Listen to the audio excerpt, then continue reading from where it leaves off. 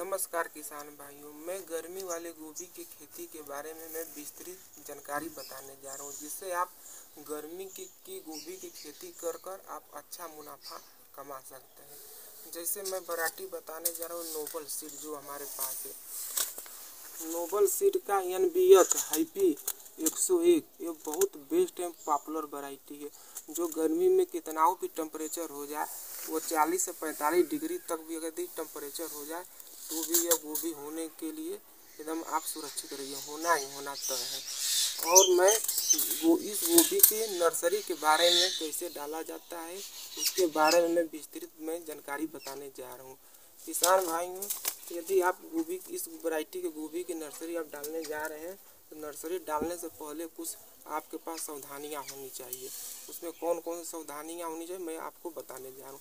सर्वप्रथम मिट्टी को आप अच्छी तरह से आप फावड़ा या कुदाल या खुरपी के माध्यम से आप इसको अच्छी तरह से एक बार इसको जुताई कर खोद लें।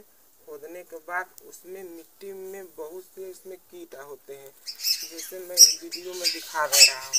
इसमें अंदर ढोला होता है, दीमक होता है, जो आप जिसको ढोला को सूडी भी कहा जाता है, आप समझ लेंगे। और ये जान लीजिए कि आपके मिट्टी में होने से ये नीचे जो आपको रूट होता है जिसे आप नर्सरी डालने होते हैं उसको यह खा जाता है, जिससे आपका पौधा मुरझा जाता है और गिर जाता है। दूसरी बात, कुछ इसमें फंगस की वजह से भी आपका के नर्सरी का पौधा गिरने लगता है, जिसमें आपका ये आ गया है ये फंजीसाइड होता है। यह फंजीसाइड जो होता है इसमें हम बताएं स्लाइट होता है, जो यह सिस्टमेटिक एवं कॉन्टैक्ट फंजीसाइड है। यानी आप यदि फंगस अगर तुरंत फंगस होते हैं जो अटैक करते हैं जिससे हमारी नर्सरी गिर जाती है। सिस्टमेटिक और कॉन्टैक्ट फंजीसाइड दो होता है। कुछ किसान भाइयों के मन में प्रश्न होगा कि सिस्टमेटिक फंजीसाइड क्या होता है, कॉन्टैक्ट फंजीसाइड मैं बताने जा रहा हूँ। कॉन्टैक्ट फंजीसाइड होता है जो आप उसको स्प्रे करेंगे तुरंत काम करेगा और वो ऊपर की तरफ काम करता है। सिस्टमेटिक फंजीसाइड क्या होता है, ये लंबा समय तक रहता है और लंबा समय तक रहता है, जिससे यह पौधों के पत्तियों से लेकर जड़ तक यह काम करता है, जिससे आर्द्रगलन जो होता है जिसे हम डंपिंग कहते हैं वो भी रोकने में यह सहायक होता है। इसलिए यदि आपके नर्सरी में फंगस का अटैक लग गया है तो आप सीधे सिस्टमेटिक फंजीसाइड डालें। अगर नहीं लगा है तो आपके पौधों को सुरक्षित के लिए कि आपको पौधों में फंगस न लगे, इसके लिए आप कॉन्टैक्ट फंजीसाइड का भी प्रयोग कर सकते हैं और सिस्टमेटिक का भी प्रयोग कर सकते हैं। मैं किसान भाई हूँ, ये मैं इस तरह देख लीजिए, मान के चलिए कि ये 8 फीट लंबा है, 6 फीट चौड़ा है। इतने एरिया में मैं लिया हूँ।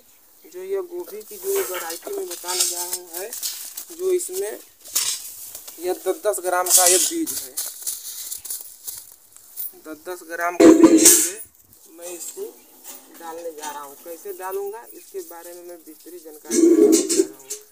देखिए, हमारा मान के चलिए कि 8 फीट लंबा 6 फीट चौड़ा एरिया है। इसको मैं 20 ग्राम में जो गोभी की नर्सरी है इसको मैं बताने जा रहा हूँ कैसे डाला जाएगा। तो इसमें डालने से पहले मैं इसका पाउडर का कितना मात्रा डालें उसको मैं बताने जा रहा हूँ। यह मान के चलिए ये पाउडर की मात्रा 10 ग्राम है और ये हमारी फंजीसाइड जो है ये 5 ग्राम है। किसान भाइयों, ये मिट्टी में कितना डालना चाहिए, अगर आपका में आगे यदि आप 10 ग्राम का नर्सरी आप डालने जा रहे हैं तो 5 ग्राम फंजीसाइड ले लीजिए और करीब 25 से 30 ग्राम इसको ले सकते हैं। और यदि आपके पास ये कार्बोफ्यूरान जो होता है, जो अगर यदि आपके पास न उपलब्ध हो तो आप फ्यूराडान का भी इस्तेमाल कर सकते हैं। फ्यूराडान की मात्रा कितना लेंगे, 20 ग्राम यदि आप गोभी की नर्सरी डालने जा रहे हैं तो मान के चलिए कि आप 40 से 50 ग्राम आप फ्यूराडान ले लीजिए और उसके पास आप 10 ग्राम फंजीसाइड ले लीजिए। दोनों को मिलाकर मिट्टी में आप अच्छी तरह से इसको छिड़कवा कर लीजिए। छिड़कने के बाद फिर मिट्टी को मिला दीजिए, जिससे आपका मिट्टी अच्छी तरह से भुरभुरी और समतल हो जाए। आप उसके बाद आप बीज को डालें। इसमें देख लीजिए कुछ किसान भाइयों की यदि आपकी ये गोभी की नर्सरी में कोई बीज शोधित किसी भी फंजीसाइड से है तो आप कर है तो ठीक है, अगर नहीं है तो आप कोई भी फंजीसाइड लेकर आप इसको शोधित कर लें। जो वैसे तो मात्रा तो बहुत आता है इसमें, मान के चलिए कि 2 ग्राम पर केजी फंगिसाइड के लिए आता है। तो आप बताइए 10 ग्राम का बीज है तो आप तो 1 ग्राम तो ले नहीं सकते, 2 ग्राम तो आप ले नहीं सकते। इसके लिए आप चिटकी भर आप फंगिसाइड ले किसी बर्तन में, और बर्तन में पूरा बीज डालने के बाद उसमें अच्छी तरह से हाथ से मिलाएं, जिससे एक परत चढ़ जाए और जिससे आपकी फसल जो होती है, जो जर्मिनेशन होता है वो भी उसमें सहायक होगा और अच्छी तरह जामेगा और फंगस संबंधी बीमारी नहीं होगी। और आप तो दोनों प्रकार के फंगिसाइड का प्रयोग कर चुके हैं, मिट्टी भी आपको फंगिसाइड से शोधित हो चुकी है और बीज भी शोधित हो गया, जिससे आपको बीमारी नहीं आएगी यहाँ तक हो सके। अगर आएगी भी तो किसमें बीमारी किसान भाइयों आती मैं बता दे रहा हूँ। अगर पौधा बड़ा होगा तो मैं वीडियो बनाकर बताऊँगा कौन सी बीमारी कैसी आएगी, इसको क्या हम रिकमेंड कर रहे हैं। मैं मोटा आपको बता दूँ, यदि आपका पौधा अगर आप नर्सरी डाल दे रहे हैं तो यह 8 से 10 दिन में जर्मिनेट हो जाएगा। 12 से 13वें दिन 2-2 या 3-3 पत्ते को होने लगेगा। इसमें आप कुछ होता है जो डंपिंग होने लगता है, जिससे वह गिरने लगता है। इसके लिए आपके पास इलिएट फंगिसाइड एक होता है, आप उसका 2 ग्राम प्रति लीटर पानी के हिसाब से यदि आप उसमें छिड़काव कर देते हैं तो आपका यह नर्सरी अच्छी तरह से सुरक्षित बच जाएगा, आपका पौधा भी स्ट्रांग रहेगा। मैं अब किसान भाइयों में बताने जा रहा हूँ कि इसका मैं नर्सरी कैसे डालूँगा।